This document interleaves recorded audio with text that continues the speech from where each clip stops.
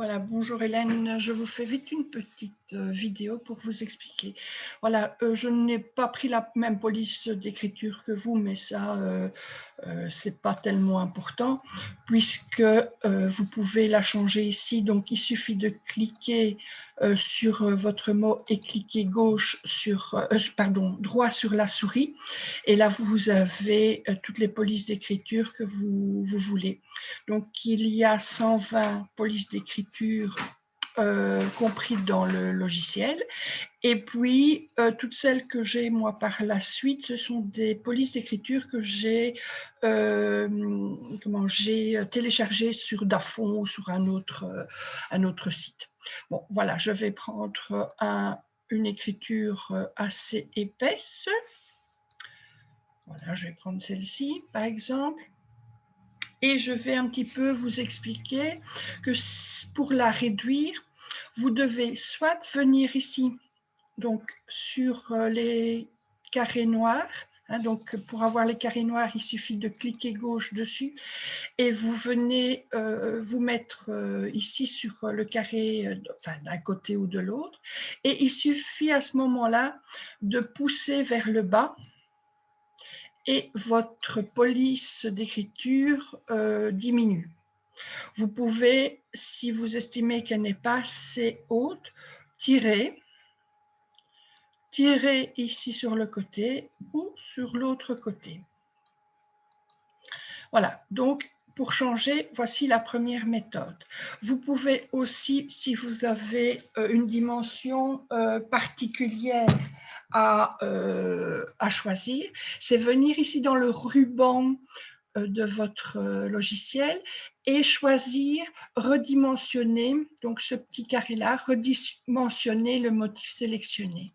Et là, vous pouvez soit diminuer en pourcentage ou soit diminuer par le nombre de millimètres. Donc, par exemple, si je veux une écriture de largeur de 90 cm, voilà, je n'ai qu'à mettre 90 mm, pardon, je n'ai qu'à indiquer 90 là, et automatiquement, il va conserver le rapport d'aspect entre les deux dimensions. Voilà, regardez, hop, il a vraiment conservé le même rapport.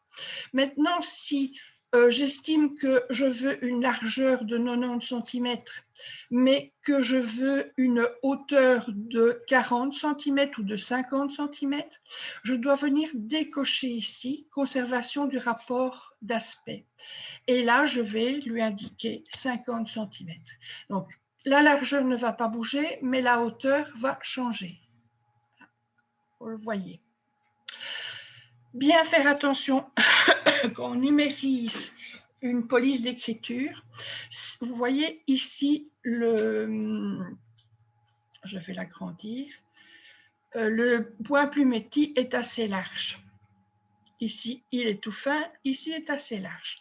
Si vous brodez votre écriture de cette façon-là, au niveau du H, votre tissu va froncer. Pourquoi? Parce qu'il n'est pas stabilisé. Il n'est pas stabilisé sur votre tissu. Pour le stabiliser, il suffit d'aller dans caractéristiques de broderie et de venir ajouter une réduction d'étirement. Ça, c'est la réduction d'étirement la plus faible. Moi, je me mets automatiquement sur cette réduction d'étirement qui est là. Bon, je vous montre par rapport à ce qu'on va avoir en dessous de la broderie.